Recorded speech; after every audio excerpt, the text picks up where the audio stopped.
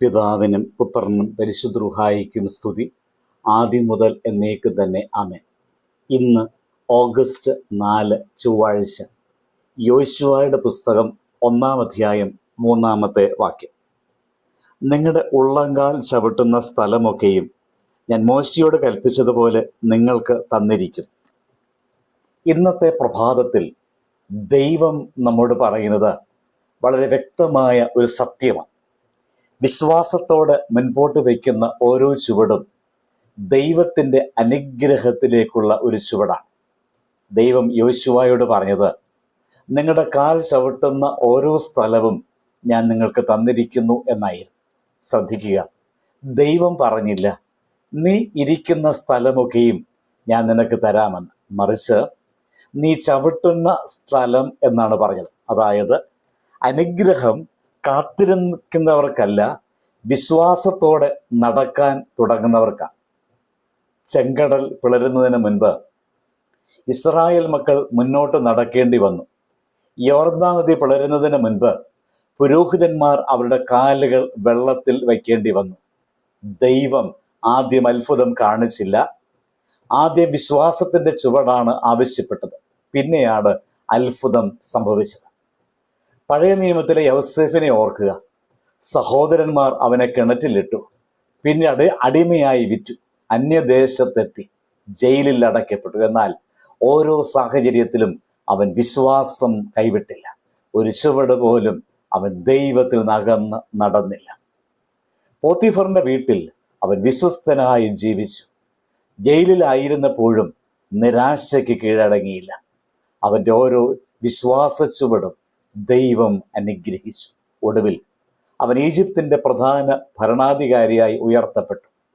യോസേഫ് ഓടിയത് സാഹചര്യങ്ങളുടെ പിന്നാലെയല്ല, ദൈവത്തിൻ്റെ പിന്നാലെയായിരുന്നു. അതുകൊണ്ട് സാഹചര്യങ്ങൾ ഒടുവിൽ അവൻ്റെ പിന്നാലെ വന്നു. അതുപോലെ നമ്മുടെ ജീവിതത്തിലും ചില വഴികൾ ഇപ്പോൾ അടഞ്ഞതുപോലെ തോന്നാം, ചില സ്വപ്നങ്ങൾ വൈകുന്നത് പോലെ അനുഭവപ്പെടാം. പക്ഷേ ദൈവത്തിൽ വിശ്വസിച്ച് മുന്നോട്ട് വയ്ക്കുന്ന ഓരോ ചുവടും വെറുതെ ആകില്ല. ഈ വേദഭാഗം നമ്മെ 3 ആത്മീയ പാഠങ്ങൾ പഠിപ്പിക്കും. ഒന്ന്, വിശ്വാസത്തിൻ്റെ ചുവടുകൾ ഭയത്തേക്കാൾ ശക്തമാണ്. ഭയം നമ്മെ നിർത്താൻ ശ്രമിക്കും, എന്നാൽ വിശ്വാസം നമ്മെ മുന്നോട്ട് നടത്തും. ദൈവം വഴി മുഴുവൻ കാണിച്ചു തരുന്നില്ല, അടുത്ത ചുവടിനുള്ള വെളിച്ചമാണ് തരുന്നത്. വിശ്വാസത്തിന്റെ ചുവടുകൾ ദൈവത്തിന്റെ വാഗ്ദത്തങ്ങളെ അനുഭവമാക്കുന്നു. ഇതാണ് രണ്ടാമത് നമ്മെ പഠിപ്പിക്കുന്നത്. വാഗ്ദത്തം കേൾക്കുന്നത് മാത്രം പോരാ, അതിലേക്ക് നടക്കേണ്ടതുണ്ട്. നടക്കുമ്പോഴാണ് വാഗ്ദത്തം യഥാർത്ഥമാകുന്നത്.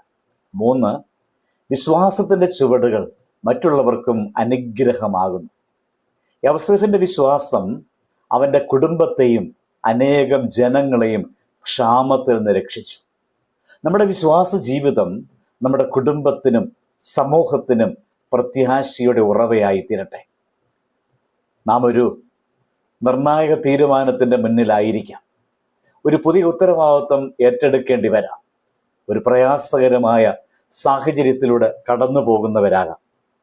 ദൈവം ഇന്ന് നമ്മോട് പറയുന്നു, ഭയപ്പെടേണ്ട, വിശ്വാസത്തോടെ മുന്നോട്ട് നടക്കുക.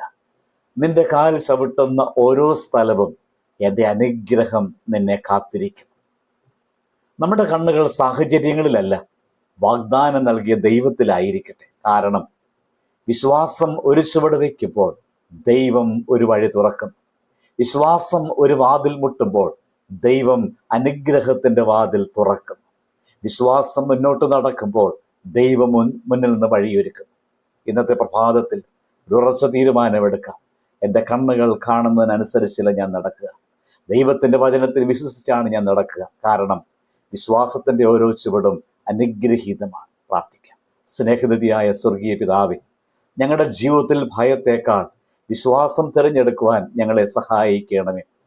അടഞ്ഞ വാതിലുകൾക്ക് മുൻപിൽ നിരാശപ്പെടാതെ അങ്ങയുടെ വാഗ്ദത്തങ്ങളിൽ ആശ്രയിച്ച് മുന്നേറുവാൻ കൃപ നൽകണമേ. ഞങ്ങളുടെ യാത്ര അങ്ങയുടെ മഹത്വത്തിനും അനേകരുടെ അനുഗ്രഹത്തിനുമായി കാരണമായി തീരട്ടെ. ആമേൻ. ദൈവം അനുഗ്രഹിക്കട്ടെ.